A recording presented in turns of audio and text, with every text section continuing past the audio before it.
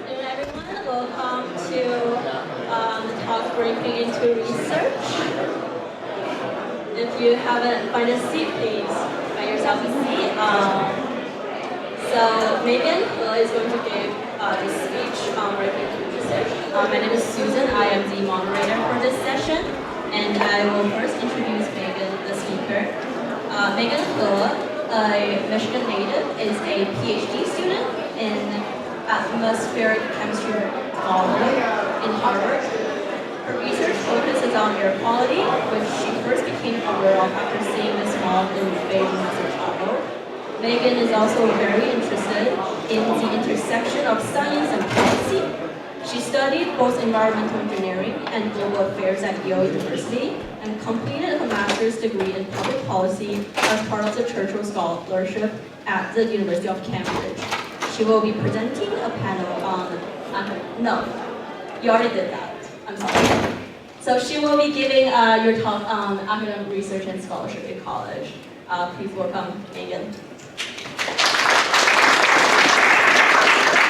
Thank you, Susan. Hi, everyone. It's very nice to be here today. So for those of you who might have read my blurb on the TYCon conference website, I've been a student for quite a long time, essentially my whole life. And I'll continue to be a student for the foreseeable future, the next 5 years. Who knows, maybe more, but hopefully not, as a PhD is typically 5 years. So it's no surprise why I'll be talking about academics and research. So unfortunately, I can't tell you how to earn a lot of money by working at like a nice consulting or finance company.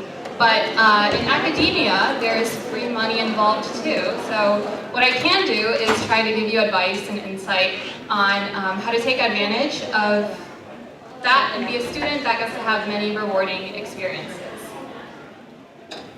So just to give some brief background, my parents are from Guangzhou, China. Both of them went to Beijing for college. My dad went to Tsinghua. And they both immigrated to the US to attend graduate school, and that was all before I was born. So I was born in Ann Arbor, Michigan. I'm a Midwesterner at heart.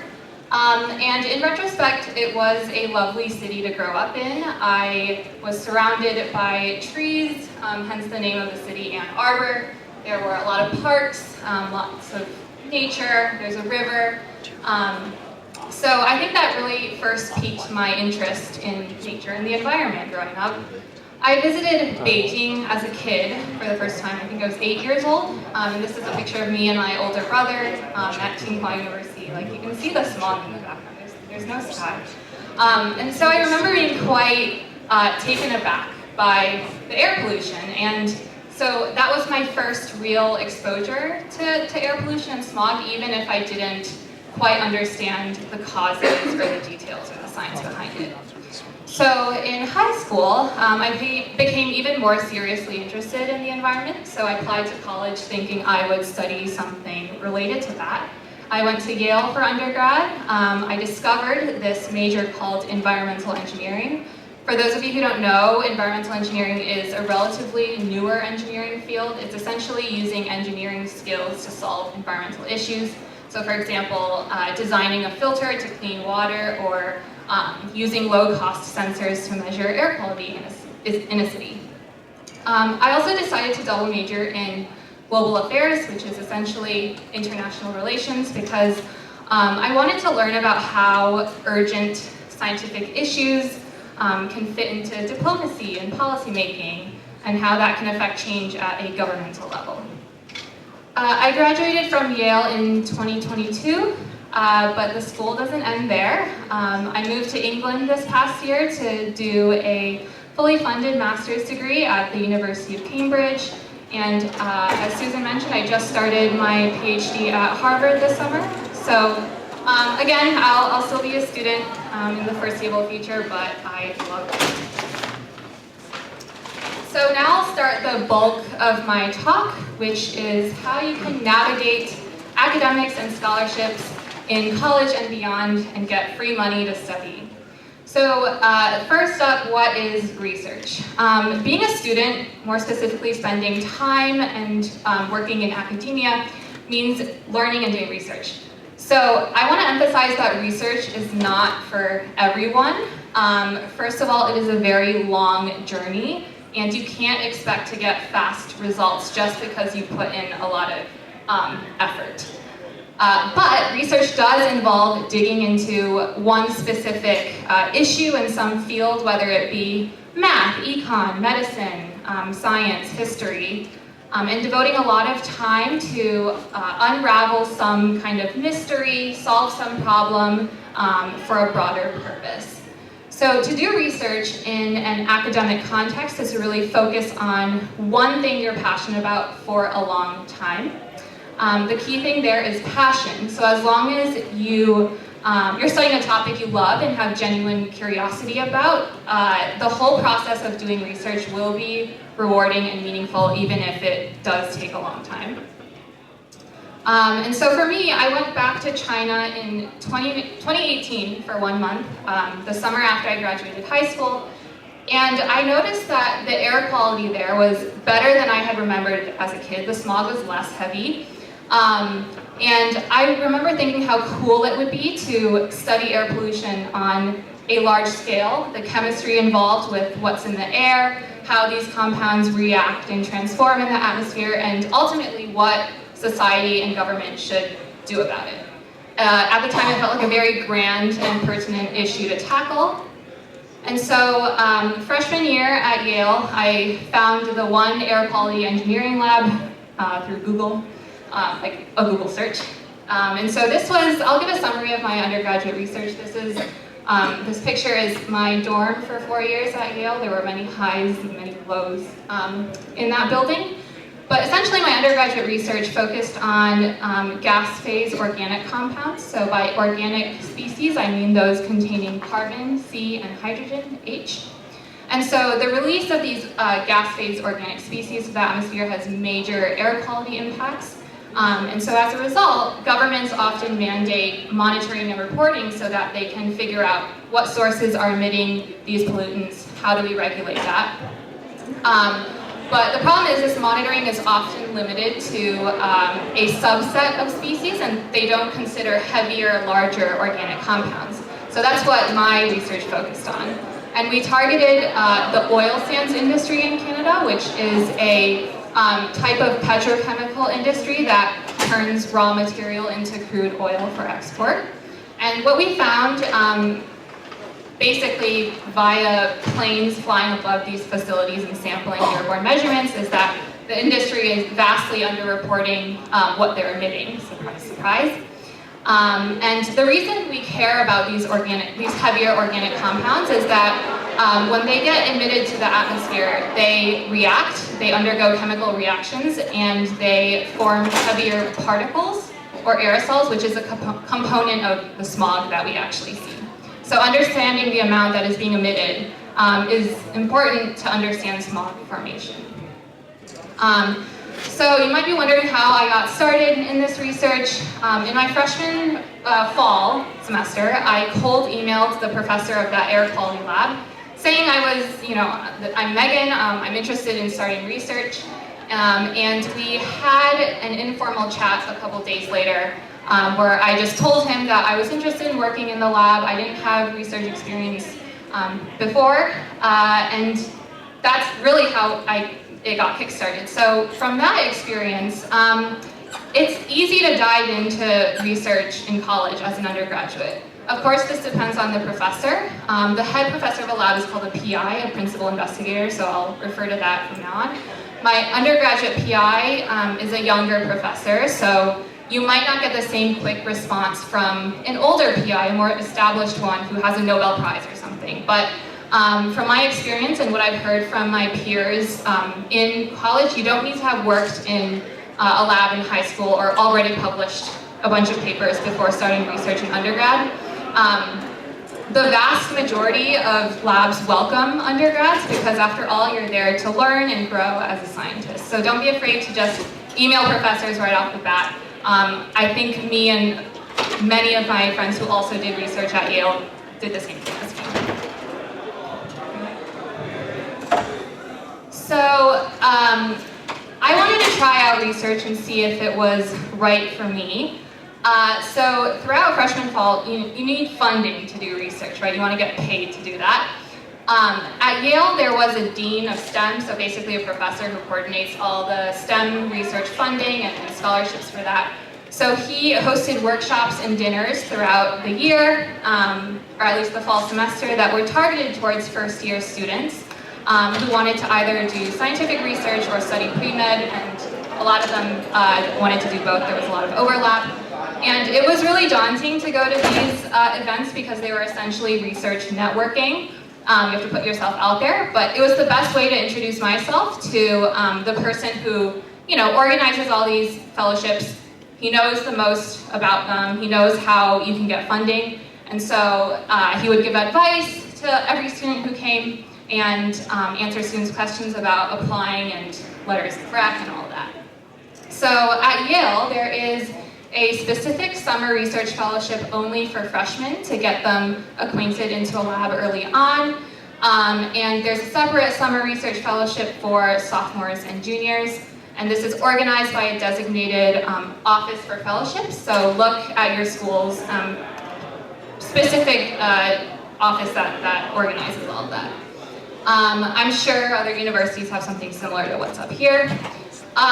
You can also ask the PI, the professor of a lab, if they can individually fund you, but it just might be harder than designated university funding, but most professors do have enough money in their grants to support you in this. My general advice is to start early so that you can get a sense of whether research is right for you. And the earlier you start and commit to your project, the more likely you can work on that same meaningful project throughout your undergraduate career that could end up as a publication. So throughout the year, I developed this basic research proposal for that summer fellowship application with the help of some PhD students in that lab I was interested in joining. So my first 2 summers at Yale, I did research funded by those university fellowships. I got great exposure in this lab environment with the other older undergrads working there and also the PhD students. And I think my PI saw my commitment the summer after my first year and assigned me a larger project beginning of my sophomore year, which became the thing I worked on for all 3.5 years of my time at Yale, and that was the reason I was able to keep getting funding from other sources. So that also helped me maintain a solid relationship and rapport with my PI because it ultimately led to a good letter of recommendation as well. At first, I wasn't too keen on doing the same thing in the same lab 2 years in a row, but COVID happened my sophomore spring, so it actually worked out nicely because I wasn't able to do anything else anyways. I did it remotely from home, the research. But yeah, so the lesson there is to not be afraid of doing the same research 2 summers in a row. It might not be as exciting as different internships in New York City or something, but these are the steps that you take to get the big reward and establish yourself as a young scientist. So that's university level, college level funding. And so the next level up is national scholarships. Caveat is that these are STEM fellowships because that's what I know about, but I'm sure there are humanities fellowships that are similar. So the most prestigious national scholarship for undergraduate STEM research is the Goldwater. That provides $7,500 per year. So you can apply as a sophomore and get 2 years of funding, but most successful applicants are juniors and they'll get the funding for 1 year.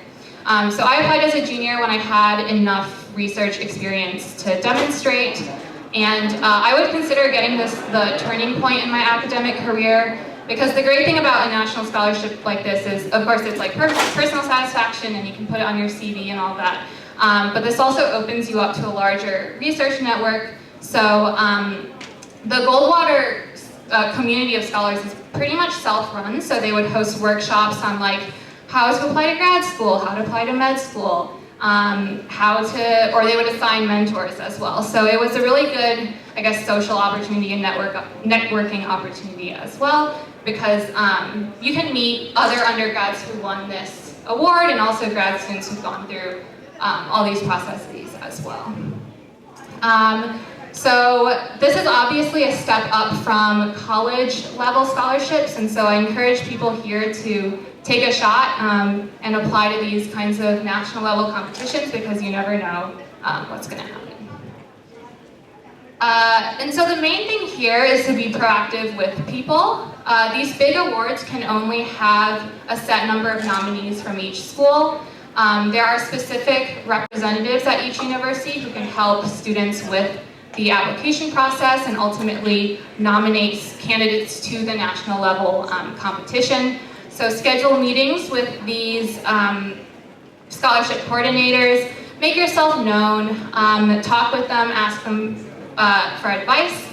And same thing with professors. It's so important to establish a good rapport with the professors in your field. I personally think it's fun to get to know these professors outside of the classroom. They're wiser, they're older, they're super smart individuals, and they might seem intimidating because they have power over your grades and whatnot, but in reality, most professors are friendly and also want to get to know their students.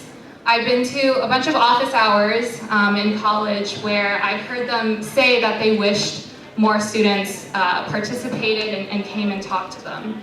So this is especially important for professors who teach a class. Getting a letter of rec from your PI, from your professor, your research professor, is a given. They're going to write you one no matter what. But you need at least one more from an academic professor who you've taken a class with. So this is your chance to ask questions. Go to their office hours for academic help, but also try to ask them about their research, what they're interested in outside the classroom, career, and then talk to them about your career interests and what you would like to do in life. Don't view this as just a way to get a letter of rec because you won't appreciate the whole process, but this is so much bigger than that because you should see it as an important life skill on how to communicate with adults and interact with people, and it's also a way to humanize your professors and get them to humanize you as well. I'm very much an introvert, but I kind of forced myself to go out of my comfort zone and reach out to these resources, which in this case are people. Their job is to help, and they will do so as long as you ask and show your interest. So it's an important social skill to exercise, knowing how to communicate with these people, these very established individuals. And one thing is Asians are often seen as shy and modest, and trust me, I still am, and I've had professors actually tell that to me. But so we as a community have to work extra hard to speak up and break that stereotype in order to achieve our goals. Also, during my senior year, I was thinking about PhD programs. So for graduate study, these are the primary postgraduate funding sources for doing a PhD in the US. There's the National Science Foundation Graduate Research Fellowship Program, the NSF-GRFP, which provides about $34,000 per year for 3 years. The NDSEG is the National Defense Science and Engineering Graduate Fellowship, similar amount. The HERTS is more competitive because fewer people get selected ultimately, but these are all options if you want to do a funded, externally funded PhD in America. So there are also international fellowships for graduate study outside of the US. I did the Churchill Scholarship, which fully funded my 9-month master's degree at the University of Cambridge. Gates Cambridge is pretty similar. It will fund a PhD as well in the UK at the University of Cambridge. Many of you have probably heard about the Rhodes Scholarship. That's at the University of Oxford. The Marshall is for multiple UK universities. The Fulbright is for study or research in a bunch of countries, so not just England. There's Asia probably, and I think the rest of Europe. And then the Schwartzman Scholarship, which is not only research focused, I think someone was just in here talking to you about that. That is for a master's degree in global affairs at none other than Tsinghua University. So I'll talk about my experience in England this past year since it was my most recent academic experience. I studied science policy, specifically that relating to the environment. I saw this year as an opportunity to become a more open-minded scientist who understands enough about government and policy and what barriers those present in turning results into action. I wrote a thesis on how London's traffic restriction policy in the city centre, which bans a lot of cars from driving there, affected local air pollution and what implications those might have had for climate because of some interesting atmospheric chemistry. If one compound decreases, the other might increase in the air. And towards this last semester in the UK, I was talking to my classmate who now works at the Japanese embassy in Nigeria, so he's like a diplomat. He said that I don't talk like a scientist, and in any other context that would have made me really sad, but he clarified that he meant this as a compliment and explained that it was very easy for him as someone in the policy field to have a conversation and communicate with me about a variety of topics because I could talk beyond the esoteric, like science engineering language.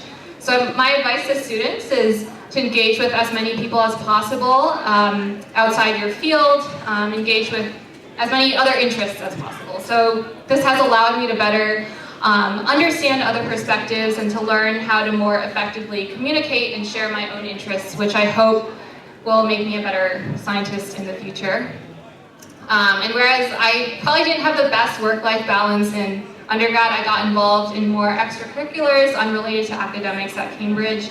I joined the rowing club, which was super fun. I attended a bunch of formals at Cambridge. Formals are where students dress up and wear cloaks kind of reminiscent of Harry Potter, and they go to the dining hall and eat a 3-course meal for like 15 pounds. I don't know where else you can get that in the world. I definitely learned more work-life balance in the UK, and so I think I needed that before embarking on my PhD. So breaking into research doesn't mean that you stick to the same topic your whole life. It means you can try out different things, try to see how different topics connect together across different disciplines. So for me it was science and policy, which I believe is very relevant these days. So in the beginning of July, I started my PhD at Harvard. So it's still a very new experience for me. Most PhD programs start in the fall, in September, but I figured I needed to get a head start because I have just spent a year in policy land, which is very different from this. And my PhD is computational, and in terms of methodology, it's way different from what I did in undergrad. So in other words, I was and still am very nervous to dive into the modeling side of the field, and I really wanted extra time to learn and get acclimated to this new setting. So that's why I started in July. I chose this specific research topic myself, and so I'm very invested in moving the project forward. So basically, methane is a strong greenhouse gas. It's stronger than carbon dioxide in warming the atmosphere. And concentrations of methane in the atmosphere have been increasing in recent years. And climate change action on methane requires a better way to quantify its emissions. But current inventories that governments put out are very uncertain. And so what we do have are satellites orbiting the Earth. And satellite observations can improve our estimates of measuring atmospheric methane by backscatter of solar radiation. And so basically, so if a satellite measures observations, concentrations of methane, we can undergo something called inverse modeling to relate the concentrations to actual point sources, like which region in which country, which oil and gas facility is emitting more to contribute to increased emissions. So there's a lot of complicated math behind inverse modeling, and that's what I'm trying to learn, but we'll see where this takes me. I'm very much still in the beginning stages of this. So yeah, that's the end of my talk. Thanks for listening. This is me, same visit when I was a kid, but I'm not an economist or a manager, but that's where I took the picture. So thank you all. I'll take that.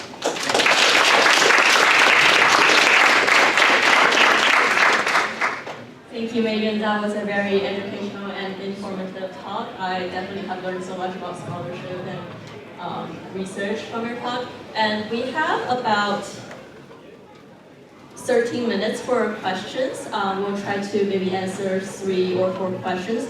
Does anyone from the crowd have a question for Megan? Yes? Okay, so like when you were finding that lab during your undergrad, did you only like, so when you were like fully like the professor, were you only aiming for just that one? Or did you also travel on your project? Yeah, so I made a list of like 3 or 4 professors, and I ranked them based on which one I wanted to work with the most. So this professor I worked with, all he did was air quality, and all I really wanted to do was air quality, but he was the only person at Yale who did that. So I was really hoping that he would respond to my email, so he was like number 1. But then I had like 3 other professors who are in environmental engineering, just doing things slightly different. And then my plan was, okay, if I never get a response from this professor, I'll email the other professors. But thankfully, he did reply. So I would recommend like preparing a list of a couple, but email them one at a time. Don't email them all at the same time.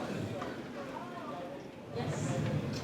So you had advice about like, being able to get to know your professors more personally. Yeah. Do like office hours or during lab interactions. Do you have any tips on like breaking that boundary between discussing class topics, discussing very academic things, and being more personal and getting to know you well?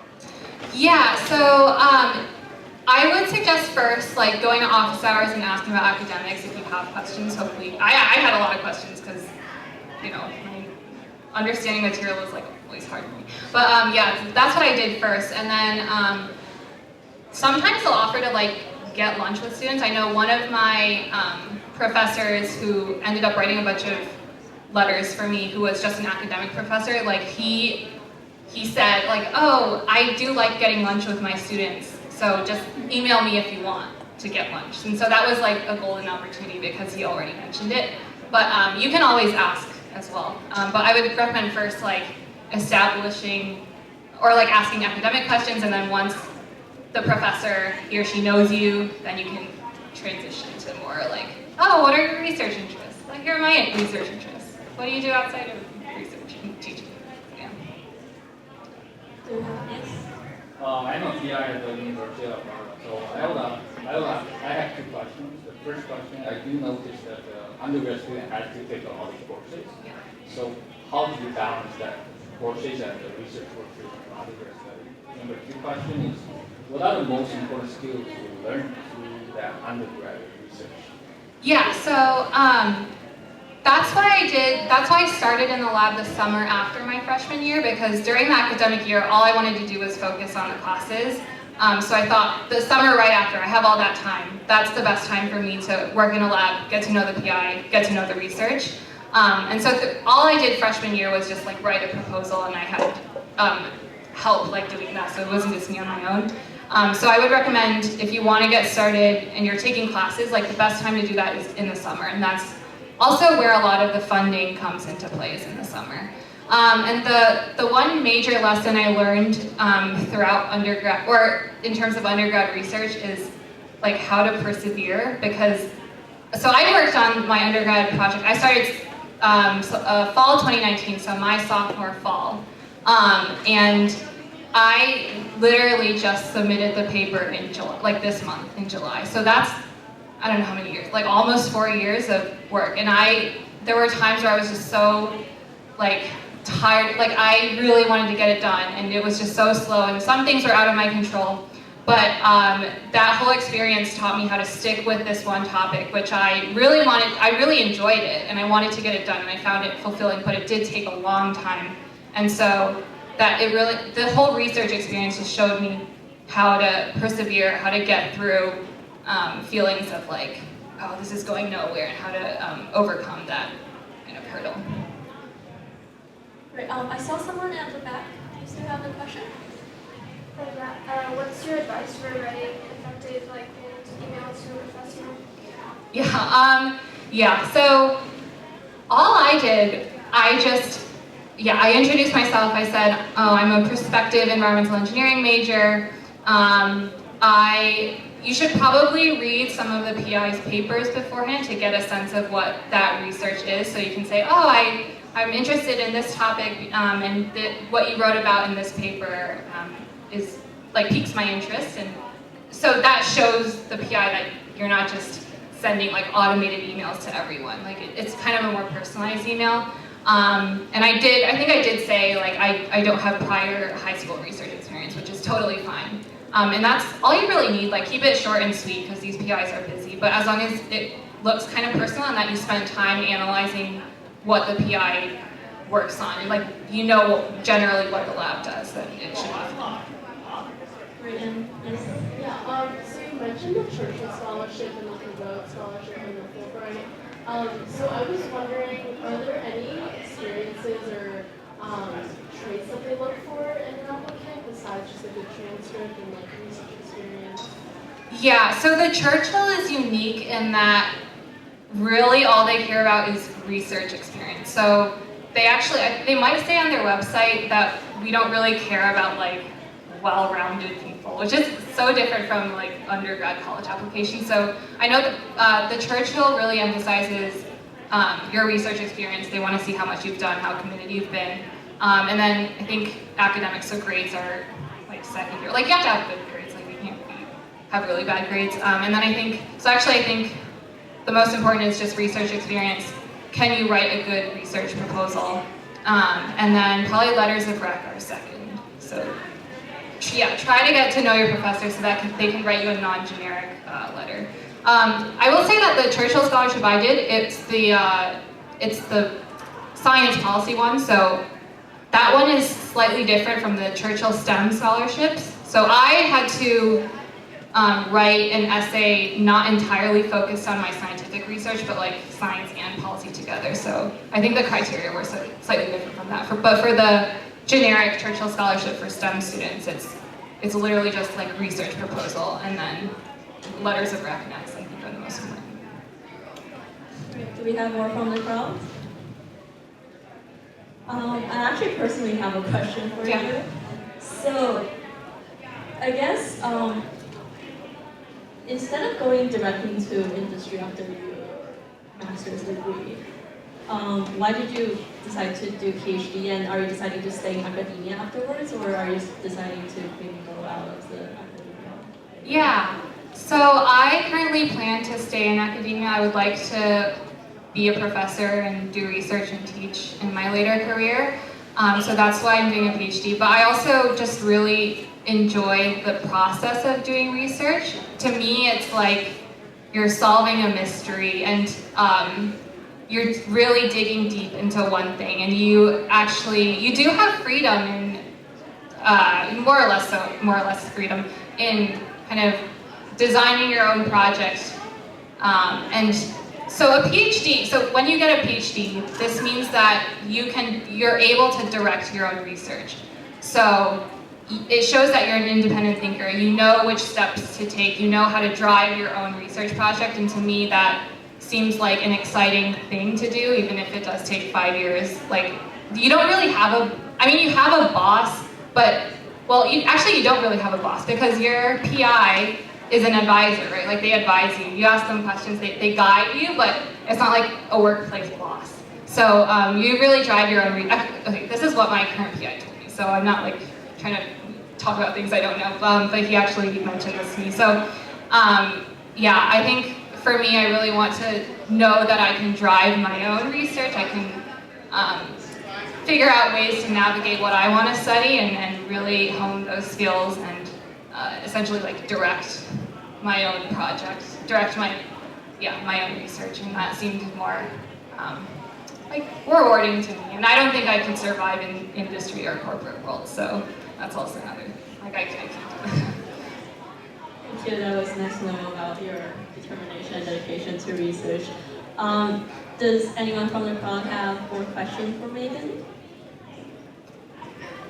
This can be non-academic related as well. I know we have like non-STEM majors here as well. Yeah, I guess the procedure or the approach for like humanities scholarships and humanities research is very much the same thing. Like the specific scholarships I listed are STEM focused mostly, but the approach is the same for humanities. Okay. Yes, we do have 3 more minutes if we don't have any more questions from. Oh yes. So in your presentation, you said something about a study that you did that showed that companies you investigated were severely underreporting their emission numbers. Could you tell me about more about the story and what was ended up being done about that? Yes, so this is in Alberta, Canada. It's the oil sands industry. So what they do is they mine this very sticky raw material. They process it through their facilities to produce crude oil so that they can export it. So it's a pretty polluting industry, that's no secret. But air pollution from that kind of industry has only recently gained more traction in the field.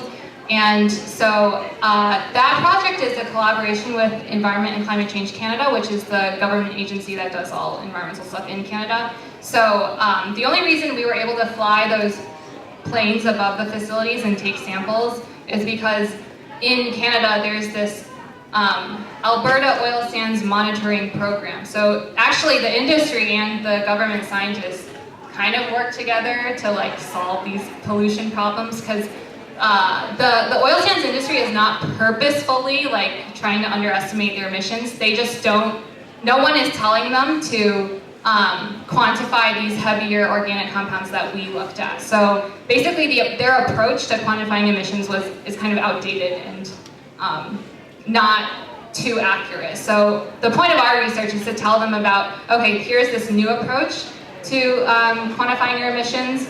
All you have to do is follow our methodology, include these compounds that you might not have been paying attention to in the past, and then update your emissions. So actually the government and that industry is technically cooperating, they're working together.